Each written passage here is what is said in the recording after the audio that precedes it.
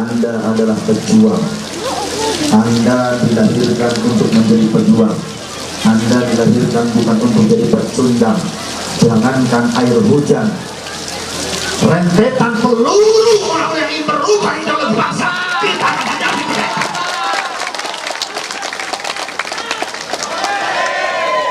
Jangankan tubuh kita basah dengan air, basah dengan darah demi Ahlussunnah wal Jamaah, demi Nahdlatul Ulama, demi NKRI. Kami siap untuk negeri ini. Camkan oleh kalian semua, biar mereka yang menjadi pengkhianat bangsa mendengar teriakan ini. Jangan mereka kira kita ini Nahdlatul Ulama takut. Kami ridho dengan apapun yang dipanggil dari kami. Jika Allah memanggil, jika Rasulullah memanggil, jika agama memanggil, jika nusa dan bangsa kami Indonesia memanggil, apakah kalian siap untuk berjuang? Biar PPSU menjadi saksi bagi kita bahwa kita adalah orang yang tetap teguh, tak akan bergeser sejengkal pun dari akidah dan ideologi Ahlussunnah wal Jamaah. Tak akan kita bergeser untuk menjaga, jangankan satu kabupaten, jangankan satu negara, satu jengkal, satu helai rumput Indonesia, tak akan kami biarkan dikuasai oleh bangsa asing.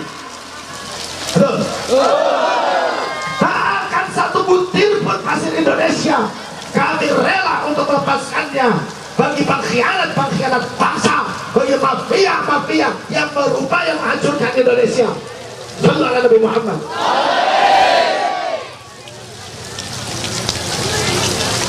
Nahdlatul Ulama bukan organisasi kaleng-kaleng.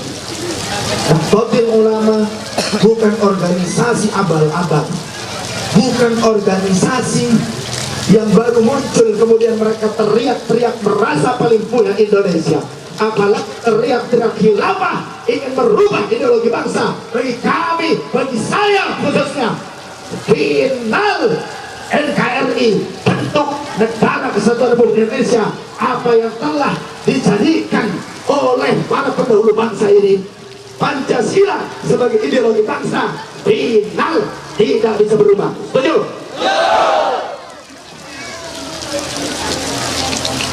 Ansor, Banser bukan orang-orang yang baru dalam perjuangan penegakan akidah Ahlussunnah wal Jamaah.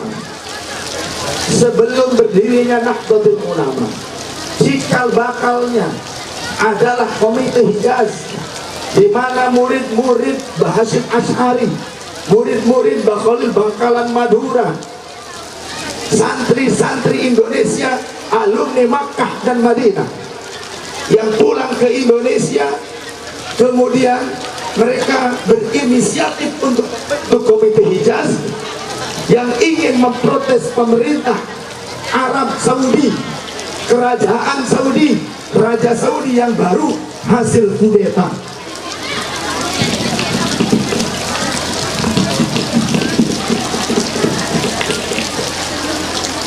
Maka dikirimlah ke sana. Kenapa kok ada narasi yang mengatakan Raja Saudi hasil kudeta? Perlu Anda ketahui sejarahnya. Keluarga kami, keluarga pelaku sejarah. Jadi bicara bukan asal bicara. Saya punya eyang, ayah dari kakek saya, namanya Sayyid Ahmad Zakaria Bangadawi. Salah satu muridnya adalah Syekh Yasin Al-Fadan. Eyang saya, ayah dari kakek saya, merupakan salah satu mufti di Masjidil Haram, pengajar resmi di Masjidil Haram, mengajar di area Babus Salam, diberikan mandat oleh Syarif Hussein Al-Qadri, Raja Hijaz, sebelum berubah menjadi negara kerajaan keluarga Ibnu Saud. Jadi waktu itu masih di bawah kepemimpinan Kesultanan Turki Utsmani. Maka Sayyid Ahmad Zakaria selama 13 tahun mengajar di Babus Salam, di Masjidil Haram, mendapatkan rumah dari Syarif Hussein. Jadi raja pada saat itu, Raja Hijaz, Makkah, Madinah, itu adalah keturunan Rasul Sallallahu Alaihi Wasallam, Syarif Hussein Al-Qadri. Akan tetapi pada masa itu telah terjadi pemberontakan yang dilakukan oleh Muhammad bin Saud, dipimpin oleh Muhammad bin Saud, akan tetapi gagal. Kemudian dia pergi ke Mesir, ditangkap, dibawa ke Hijaz, dibawa ke Najd. Najd itu sekarang menjadi ibu kota Saudi, namanya Riyadh. Dihukum mati di sana. Maka kemudian cucunya Abdul Aziz bin Saud melanjutkan pemberontakan tersebut dengan bekerja sama dengan pemerintah Inggris dan juga Israel. Ada agen ganda, ada agen militernya Inggris, agen British. Kemudian juga dia agen CIA Amerika. Dia juga sebagai agen Mossad Israel, namanya Hampers, nama lainnya ada Lawrence. Karena dia itu fasih dengan beberapa bahasa dan juga termasuk bahasa Arab, maka disebutlah dia sebagai Lawrence Arab. Disebut sebagai Lawrence Arab. Dia mempelajari Islam, hafal Al-Quran, hafal banyak hadis, belajar tentang agama Islam di Arab, sehingga kemudian dia menipu umat, merubah namanya menjadi Syekh Al-Majmu'i. Syekh Al-Majmu'i menggunakan pakaian masyaikh Al-Arabi. Lalu dialah yang kemudian menyokong senjata dan segala macam keperluan dari para pemberontak. Dan dia pun kemudian membentuk orang-orang yang ingin merusak ideologi Ahlus Sunnah wal Jamaah. Dimunculkan Muhammad bin Abdul Wahab dari Najd. Dari Najd, nama ayahnya Abdul Wahab, itu ulama Ahlus Sunnah wal Jamaah. Kakaknya juga namanya Sulaiman, Ahlus Sunnah wal Jamaah, ulama. Tapi namanya Muhammad bin Abdul Wahab, dia justru dijadikan sebagai boneka yang merubah ideologi Ahlus Sunnah wal Jamaah. Lantas kemudian Muhammad bin Abdul Wahab ini menikah dengan kerabat dari keluarga Ibnu Saud. Maka upaya pemberontakan yang terjadi, yang dilakukan dimotori oleh keluarga Ibnu Saud, juga membawa misi ideologi Wahabisasi. Ngerti ya? Membawa ideologi Wahabisasi. Apa sih yang seperti apa? Gampangannya, yang ziarah kubur syirik, kemudian doa untuk mayat tidak sampai, bacaan Quran untuk mayat buka aja.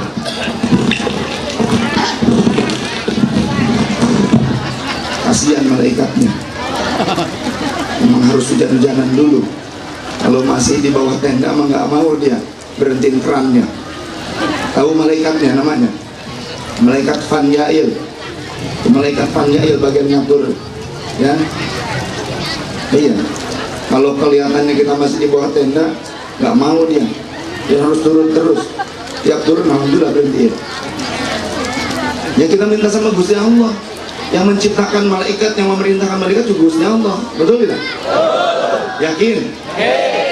Dulu zamannya Nabiullah Nuh alaihissalam kebanjiran. Nabi Nuh berdoa, ngajak ngobrol itu langit sama bumi. Ya sama'u aqli ma'aki wa ya ardu bla'i ma'aki wa ghidul ma wa qudil amr. Selesai. Kenapa ketika kita membaca Al-Quran tapi kok kita nggak mustajabah doanya? Karena kita nggak yakin dan kita nggak paham. Kebanyakan cuma hafalan Quran. Banyak juga justru pesantren-pesantren tahfidz Quran ini dijadikan sebagai upaya untuk merekrut masyarakat Islam untuk menjadi Wahabi, dikaderisasi menjadi orang-orang Wahabi. Awas, hati-hati. Kita orang NU, kita Ahlus Sunnah wal Jamaah, orang Islam, jangan mudah untuk kaguman. Bukan berarti kita nggak boleh menitipkan anak-anak kita di pondok pesantren tahfidzul Quran, bukan. Tapi hati-hati, orang-orang Wahabi selalu menjadikan kajian atau metode penghafalan Quran sebagai branding untuk merekrut umat Islam supaya mudah mereka kagum dengan apa yang diajarkan oleh mereka. Padahal tidak semua orang yang hafal Quran itu mendapatkan ridho Allah. Mana buktinya? Tidak sesuai dengan ridho Allah dalam Al-Quran. Bismillahirrahmanirrahim. Thumma awratna al-kitaba alladhina istafaina min ibadina wa minhum zalimun li nafsihi wa minhum muqtasid wa minhum sabiqun bil khairati biidznillah wallahu wa rasuluhu a'lam bimurri wa makna. Telah kami wariskan Alkitab ini, Al-Quran ini kepada orang-orang yang kami pilih. Tidak semua orang bisa menghafalkan Quran, akan tapi orang-orang terpilih saja. Namun dari orang-orang yang terpilih tersebut, nggak apa-apa, muter kayak boneka kucing, muter. Ya, nggak apa-apa, karena semuanya adalah umat Rasulullah Sallallahu Alaihi Wasallam yang dititipi amanah menjadi pemimpin, menjadi pejabat, umat Rasul. Yang di bawah duduk di lumpur juga umat Rasul. Yang tukang sound system juga umat Rasul. Ansor, Banser, Fatayat, pengurus NU, Rijalul Ansor, kemudian Pakar Rasul, semuanya ini adalah umat Rasul Sallallahu Alaihi Wasallam. Maka apa yang bisa menghalangi saya untuk tidak mencintai mereka, untuk tidak menghormati Anda semua? Anda dicintai oleh Rasulullah. Rasulullah ketika menjelang ajal, menjelang wafatnya, beliau selalu mengingat umatnya, ummati, ummati, ummati. Maka ini pula yang menjadi landasan bagi saya. Apa yang menghalangi saya untuk tidak mencintai kalian semua? Maka saya sangat sedih, sangat tidak setuju dengan orang yang mengaku-ngaku dzurriyyah Rasul, tapi mereka tidak menghargai kalian umat Rasul Sallallahu Alaihi Wasallam. Jangan mentang-mentang keturunan Rasulullah, kemudian tidak menghormati umat Rasulullah, tidak menyayangi umat Rasulullah. Hati-hati. Ya, kita wajib menghormati, mencintai mereka, tapi mereka juga wajib menghormati umat Rasulullah Sallallahu Alaihi Wasallam. Mau keprok dulu.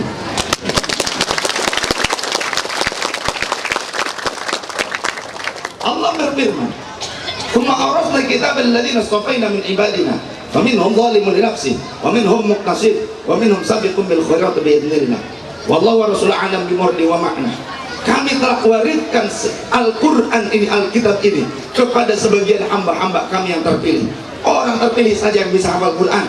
Tapi orang yang hafal Quran terbagi menjadi 3 kategori. Yang pertama, faminhum zalimun li nafsihi, ya hafal Quran, tapi ternyata justru bertentangan dengan Al-Quran, menanggalkan substansinya Al-Quran.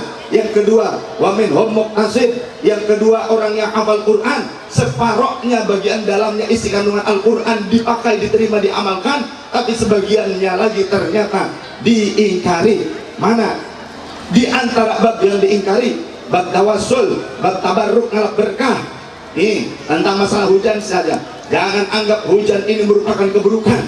Dalam Al-Quran surah Qaf ayat 9, Bismillahirrahmanirrahim, wa nazzalna minas samaa'i ma'an mubarakan fa'ambatna bihi jannati wa habbal hasid, wallahu wa rasuluhu a'lam bimuradi wa makna. Dan telah kami turunkan dari langit ini ma'an mubarakan, air yang mengandung keberkahan. Mudah-mudahan air yang tadi turun kepada kita, yang saat ini saya juga meninjak air tersebut, maka mudah-mudahan air ini adalah air yang berkah. Amin. Menunjukkan ridhonya Allah kepada Ansor, Banser, NU, Muslimat, Fatayat, semuanya balum-balum NU, para pejuang-pejuang Nahdlatul Ulama Ahlussunnah wal Jamaah yang beneran NU, yang tidak berkhianat seperti orang yang bikin NUGL, bukan NU garis lurus, itu NU gila.